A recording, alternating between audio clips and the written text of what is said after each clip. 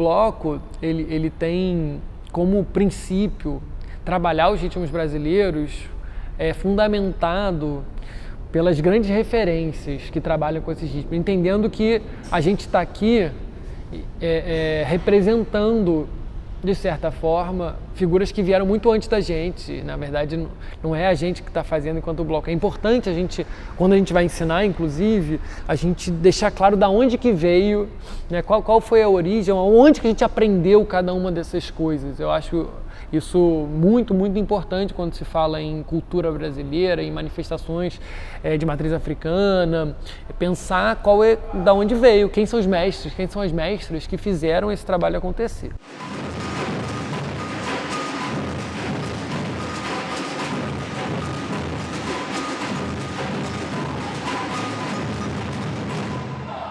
A gente passa a palavra para quem de fato é a palavra, né? A gente não tem nem como pensar em falar do maracatu, do coco, do jongo, sem pensar nos mestres, nas mestras que estão ali, vivenciaram isso desde a infância, né? Trouxeram isso de outros lugares, de outras culturas, que a ancestralidade também trouxe da África, coisas ricas. Então, acho que nada mais justo e nada mais enriquecedor do que ouvir da boca deles como que é o cavalo marinho, como que é o maracatu, como que é o jongo, como que é o coco. Esses ritmos mais tradicionais, né, eu acho que eles precisam cada vez estar mais no nosso dia a dia, né, na música brasileira, e sendo colocado de fato de quem fez, né, de quem criou, de quem conseguiu segurar para que eles existissem até os dias atuais. Então isso sempre existiu na história do bloco, assim, essa vontade, porque as pessoas que fazem o bloco têm essa preocupação.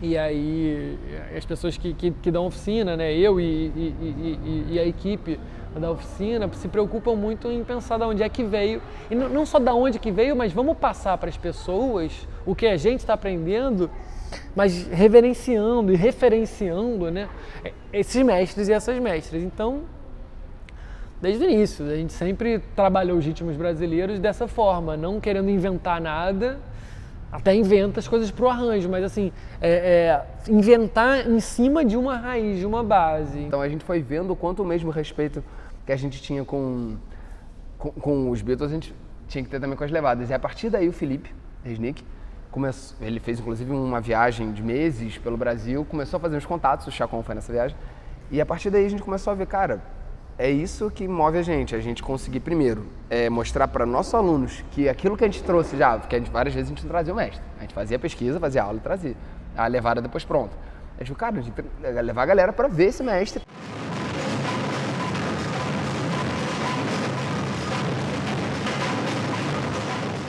Só esse ano a gente trouxe o Chacon, que ele já fez muito trabalho com a gente de maracatu, ele fundamentou nosso trabalho, nosso maracatu é em cima da nação Porto Rico. A mestra Joana, que é do Encanto do Pino, veio também aqui uma vez, mas são a gente trabalha basicamente com as nações do Pina, né, do maracatu, dessa região, desse bairro.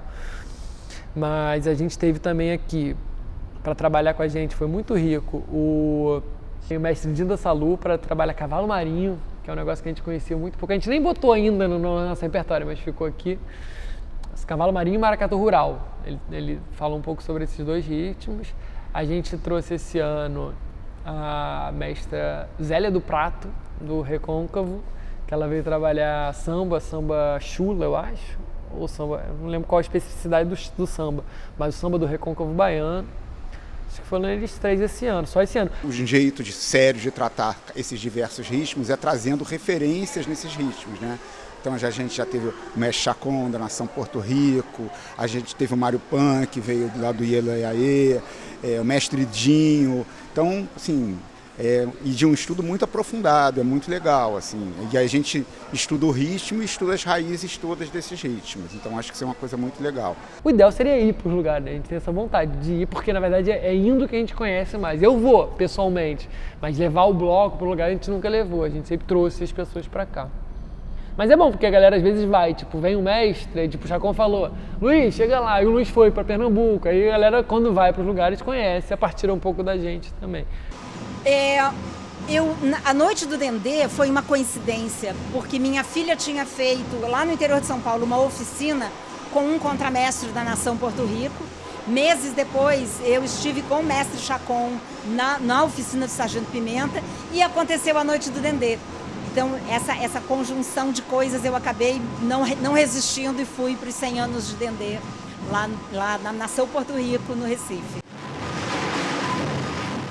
É fundamental que o Pimenta e que outros blocos também daqui do Rio de Janeiro tragam essas pessoas, que as pessoas precisam ver essas pessoas, eles precisam ouvir a voz delas, saber que tudo isso que a gente faz veio deles, veio da resistência, e a gente hoje pode falar que a gente toca coco, maracatu, jongo, porque nós ouvimos deles, nós aprendemos com eles, porque eles são os mestres. A nossa visibilidade, o nosso destaque, que tem a ver com a cara do bloco, tem a ver com também ser não só o bloco de Beatles, mas vamos ser sinceros, o bloco de branco e tudo isso, que a gente sabe que tem acaba tendo uma projeção, a gente tem que usar esse lugar para poder mostrar o que a gente usa esses levados, então a gente tem que ser grato a eles, é um pouco isso. Mas é muito importante esse trabalho que a gente faz aqui de sempre trazer as figuras que estão na raiz, no berço das manifestações para falar com o lugar de fala delas, né? De quem nasceu nos lugares e de quem vive o cotidiano desses ritmos, dessas manifestações. A gente pode falar que a gente aprendeu assim, né? Pode falar bastante, horas, ler livros, aprender e narrar horas de um vídeo, mas quem de fato está ali assinando embaixo são eles, né? Os mestres. Mas antes da pandemia a gente sempre trazia, assim, a gente escolhia alguns ritmos para, esse ano vamos focar nesses ritmos. A gente teve uma época que a gente trouxe o Emerson Santana para trabalhar a ciranda, o Menig já veio, quem mais? O Flavinho veio trabalhar o jongo, a galera do Jongo da Serrinha. Teve o Dofono para trabalhar Ijexá. Na pandemia, a gente ia trazer as mestras, e aí a gente acabou entrevistando as mestras. E esse ano a gente até tem vontade, veio a Zélia, de tentar pensar em figuras femininas, assim, que representam esses lugares. A gente sempre trabalhou já muito mais com homem do que com mulher.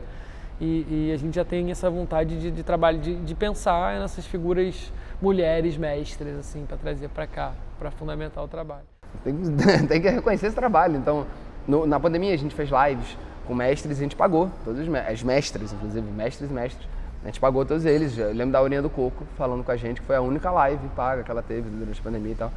Tem até o Pimenta Brasileira, que está lá no canal do bloco, que foi entrevista com grandes figuras desse universo, assim, dos ritmos brasileiros, das manifestações. Teve Lia de Itamaracá, teve várias outras. Eu que entrevistei essas pessoas. Teve a galera do Jongo da Serrinha também, vários. Mestre Joana. O trabalho com os mestres e mestras é muito importante para pensar. Qualquer um que trabalhe ritmos brasileiros, manifestações brasileiras, é pensar da onde vem e quem são as pessoas que estão.